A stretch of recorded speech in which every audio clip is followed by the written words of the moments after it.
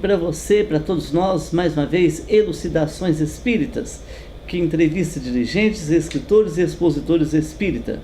Você, internauta, você em casa. Antes de nós dar início, nós queremos agradecer a Deus, a Jesus, os benfeitores espirituais para estar ao nosso lado, nos fortalecendo e nos corajando. Você possa receber muita paz, muita luz em seu lar neste momento. Hoje nós vamos até a cidade de Matão, estado de São Paulo. Nós vamos entrevistar uma pessoa estudiosa, trabalhadora da doutrina, que é Adail Bottesini, da cidade de Matão. Ele é odontólogo e também psicólogo, frequentador do Centro Espírita Nosso Lar, na cidade de Matão. Olha o tema é Lei de Deus e Sermão da Montanha, é o tema que nós vamos ouvir do nosso companheiro amigo Adail Bottesini. Adail, seja bem-vindo, Uberlândia e região, e também para o mundo. Tudo bem, Adail? Muito obrigado, muito obrigado. É um prazer enorme receber você no programa Elucidações Espírita. Muito obrigado, a gente é que agradece a oportunidade. Muito bem.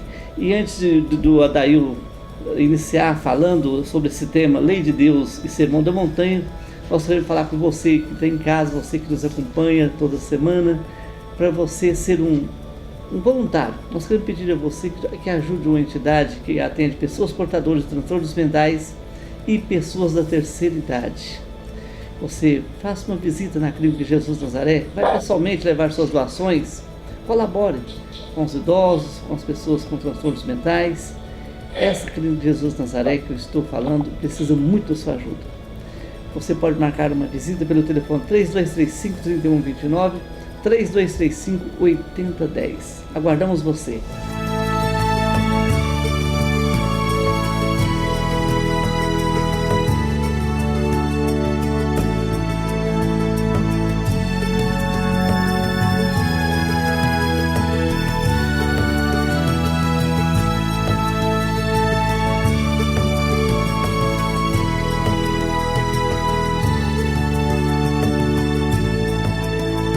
E agora, Adail Bottesini. Adail, esse tema, Lei de Deus e Sermão da Montanha, você fica à vontade para você levantar esse tema para nós e trazer boas orientações para todos nós. Fica à vontade. Eu agradeço, então. Mas qualquer dúvida, por favor, interrompa, a gente pode conversar sobre isso. Né? Tranquilo. Certo? A gente sempre parte do princípio de que a ideia de Deus é inata em todos os seres humanos, né? E quando a gente começa a estudar o Livro dos Espíritos, a gente percebe que tem um capítulo que trabalha das leis, né? As leis morais, todas essas partes. E fica claro para a gente que esse processo de conhecimento da lei, ele é muito antigo, né? Se a gente tomar, por exemplo, os 10 mandamentos de Moisés, ele é necessário até hoje, né? Porque a gente ainda rouba, a gente ainda mata, a gente ainda adultera. Mas isso daí tudo já é conhecido, né? E o Cristo vem e explica isso, exemplifica, né? Então os princípios morais, as situações já são aceitas pelos homens. O nosso grande problema está realmente na aplicação do dia a dia, né? A gente pode ver no Livro dos Espíritos, né, na questão 614, por exemplo, que Kardec questiona os espíritos, né, na codificação. O que eu devo entender por lei de Deus, né? Ou lei natural? Eles respondem, é a única verdadeira para a felicidade do homem, né? Ela lhe indica se deve ou não fazer, né? Se o homem é feliz ou infeliz. Ele vai ser infeliz quando ele se afastar dela. E eu acho interessante porque logo na sequência, Kardec coloca que a lei de Deus ela é eterna e imutável como o próprio Deus, né? E na sequência ele coloca uma pergunta bastante interessante, né? Porque ele diz assim, onde é que está escrita a lei de Deus? Que é 621, né? E a resposta dos Espíritos está na consciência do ser. E aí Kardec, como um bom professor, né? Ele pergunta, mas uma vez que essa lei está inscrita na consciência, por que tem necessidade que ela seja revelada pelos homens, né? E aí vem uma pergunta interessante para a gente pensar.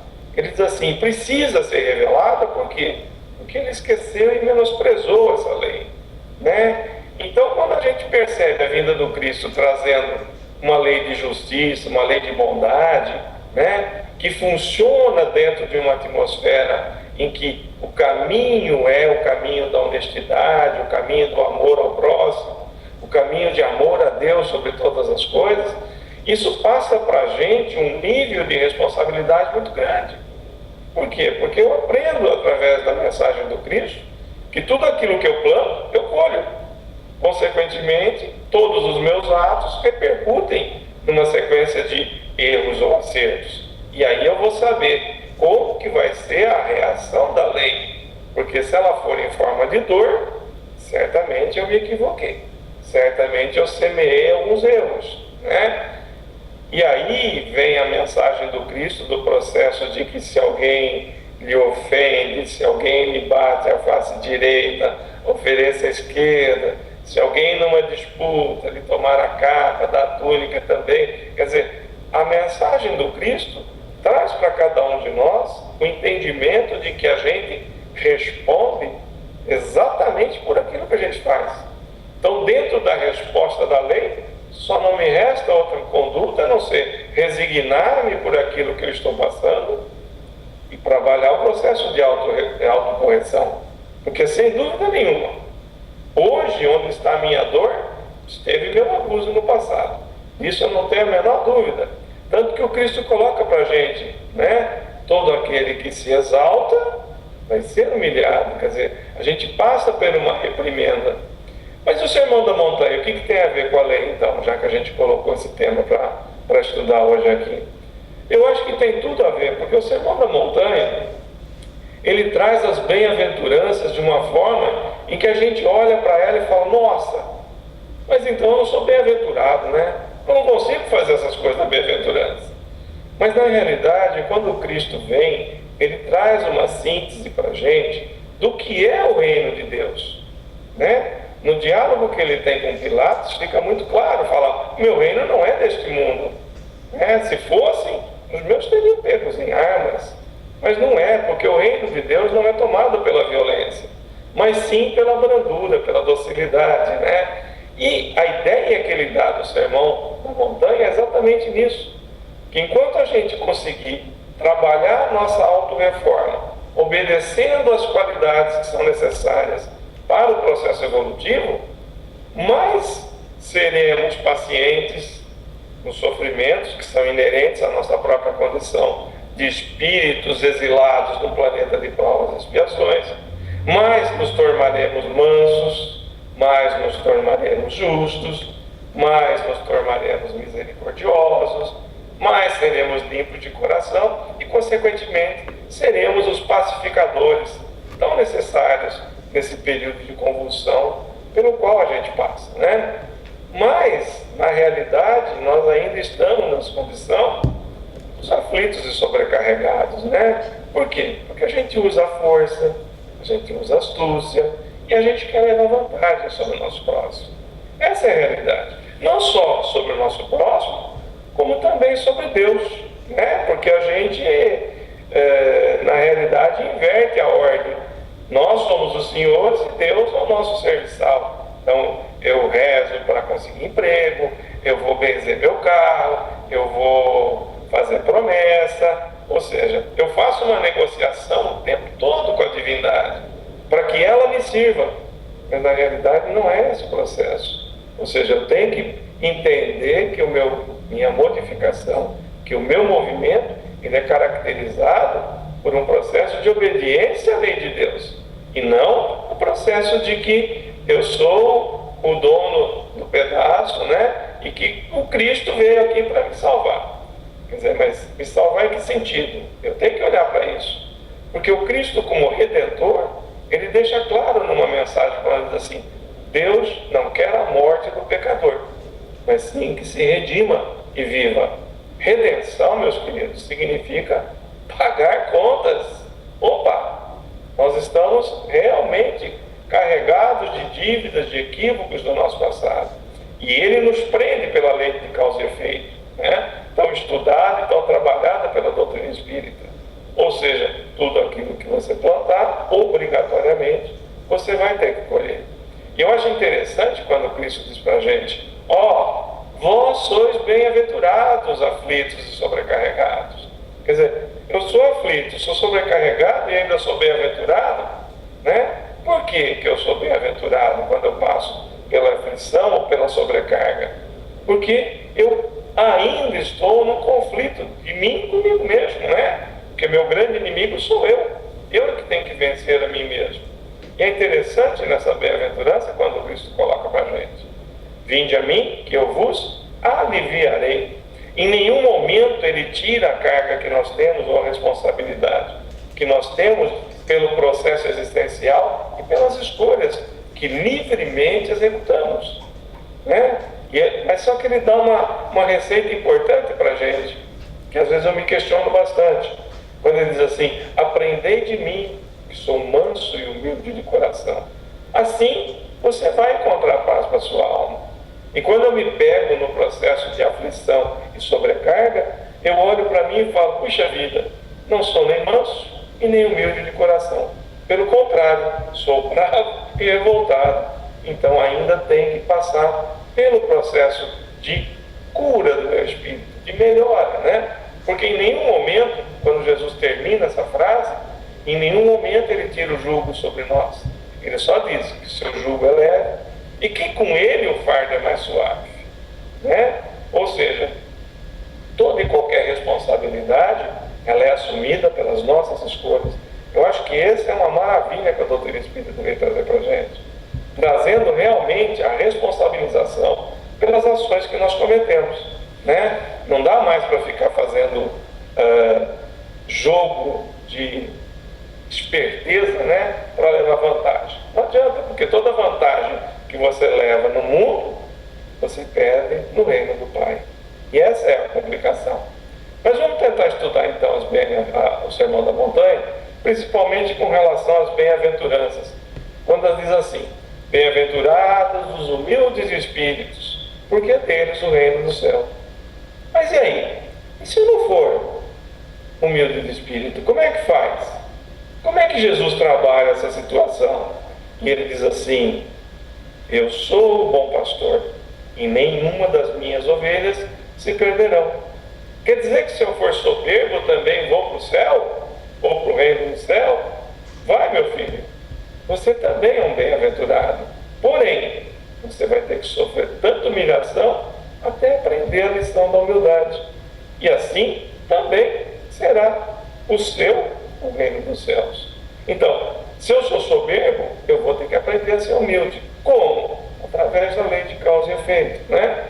E aí a gente tem todas as posições em que eu me recordo da humildade do Cristo, fazendo, né, o ato de lavar pés. E aí eu vejo o ser humano subjugando o outro, numa atitude de soberba, de ser maior. É aquela tradicional frase assim: você sabe com quem você está falando? Ou seja, está se exaltando essa pessoa. E nessa exaltação, na vida futura, não tenham dúvidas, vai ser humilhado, né? No Sermão da Montanha nós também temos outra frase que eu acho muito importante, para mim principalmente, quando ele diz assim: bem-aventurados os mansos, porque herdarão a terra. E aí eu olho para mim e falo: mas eu não sou manso, Senhor. E ele fala: não tem problema, porque bem-aventurados serão também os prepotentes, os ferozes, os guerreiros, porque tanto serão esmagados pela prepotência, ferocidade e agressão dos outros, que se tornarão mansos, e então herdarão a terra. Quer dizer, essa condição de reparação, ela é pessoal, intransferível e automática da lei. Você escolhe se você quer ser um espírito construtor ou se você quer ser um espírito destruidor. Deus vai te utilizar da mesma maneira. Ou seja, para aqueles que precisam passar pela lei de causa e efeito, você vai ser o destruidor, embora você aumente a sua capacidade de processos expiatórios no futuro, né? Então, quando Cristo nos pede mansuetude, Ele está falando exatamente daquilo que nos corrige da trajetória do erro das colheitas amargas do nosso futuro. E continua o Sermão da Montanha, né? Quando ele fala sobre a justiça: bem-aventurados que têm fome e sede de justiça, porque serão fartos. Mas e aí? Bem-aventurados também aqueles que sustentam e praticam a injustiça, porque tanta injustiça terão de receber que compreenderão quão duro é ter de estar submetido a ela. Então, por terem aprendido à sua custa a ambicionar a justiça, dessas serão fartos. Então, nós temos aqui, por exemplo, no nosso país, atualmente, uma situação de escândalos impressionantes a nível de corrupção, a nível governamental. Quer dizer, o que está acontecendo com isso? Nós estamos utilizando o sistema de justiça, porque não existe também um governo que é corrupto se o povo também não é, né? Nós somos corruptos nas pequenas ações. A gente suborna o guarda, a gente vem pedir atestado médico sem estar precisando, a gente cola na escola e está achando que está levando vantagem. Não está sendo justo, né? E o Sermão da Montanha continua com uma parte que me toca pessoalmente, quando diz assim: bem-aventurados os misericordiosos, porque alcançarão misericórdia. E aí eu me pergunto, quanto que eu sou misericordioso?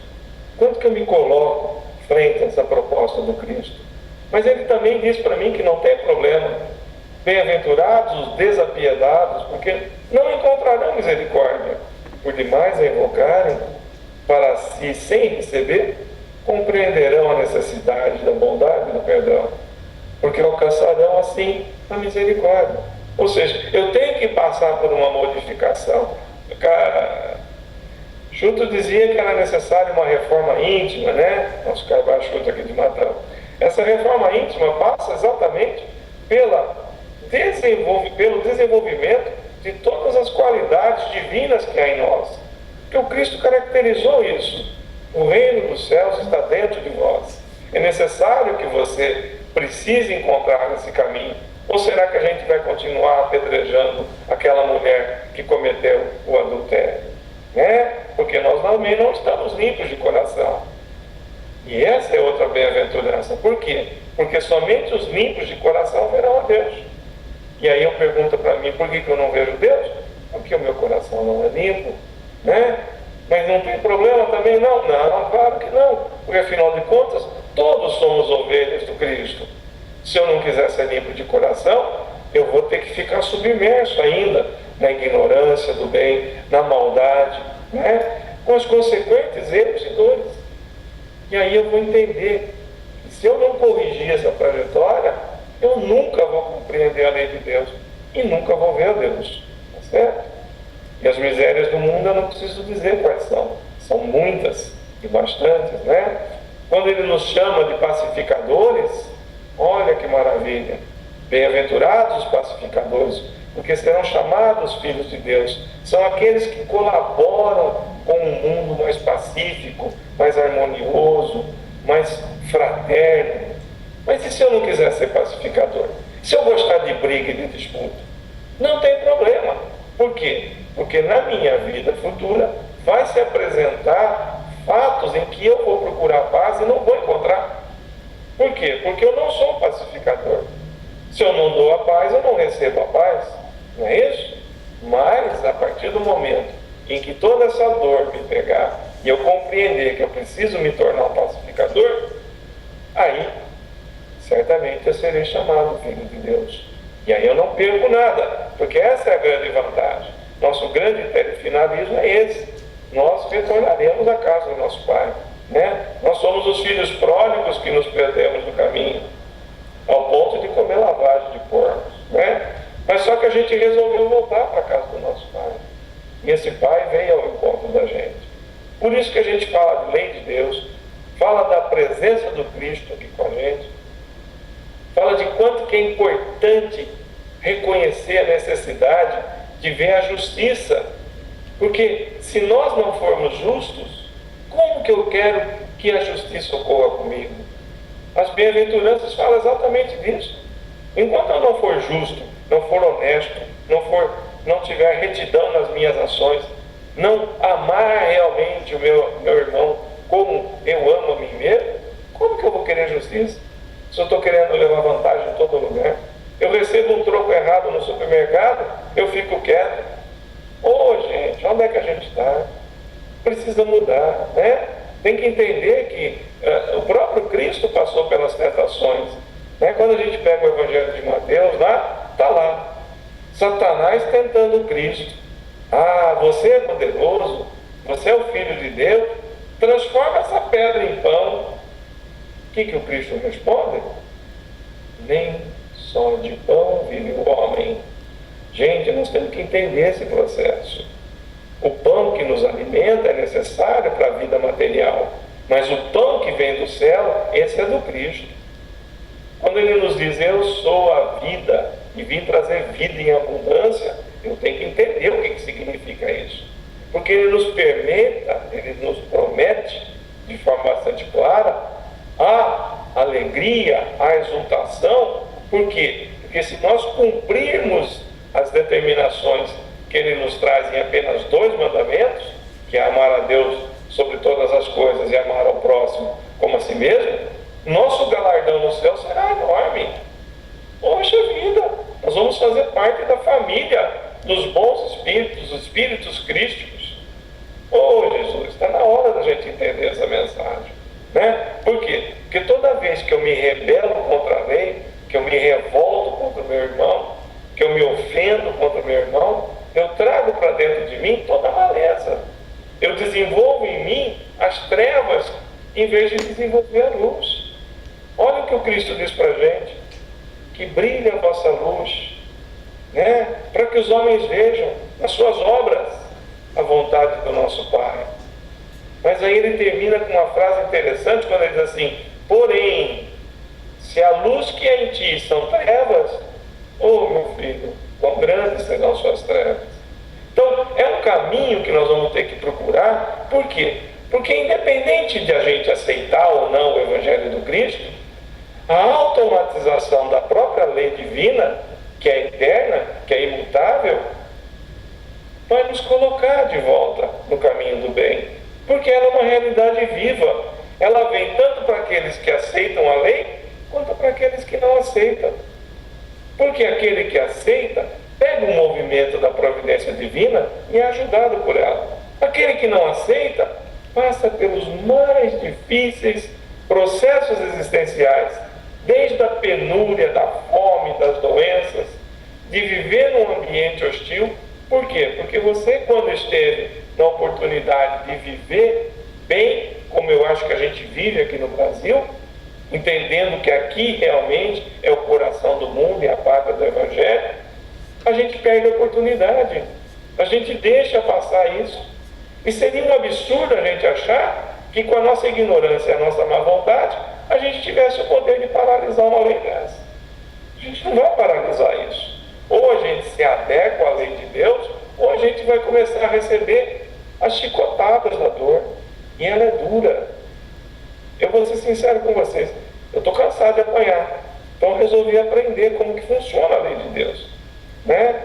É um caminho longo, é um caminho difícil, é um caminho de renúncia. Por quê? Porque eu estou acostumado.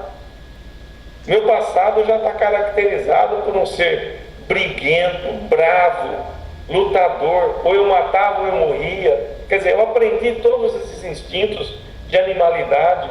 E aí o Cristo vem me ensinar um novo caminho.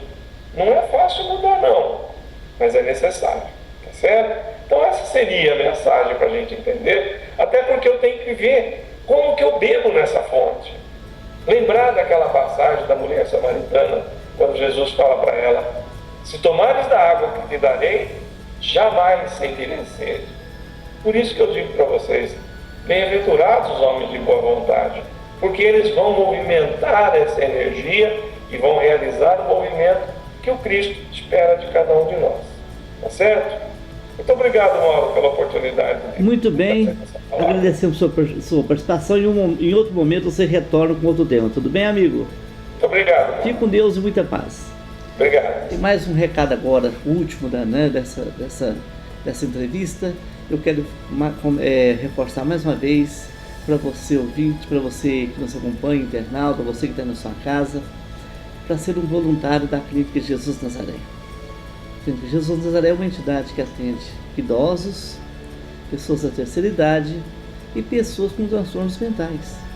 E precisa da sua ajuda, da sua colaboração. Seja um voluntário, faça uma visita, leve suas ações, especialmente marque uma visita pelo telefone 3235-3129, 3235-8010. Olha, nós te agradecemos e retornaremos na próxima semana. Fique com Deus. Um forte abraço.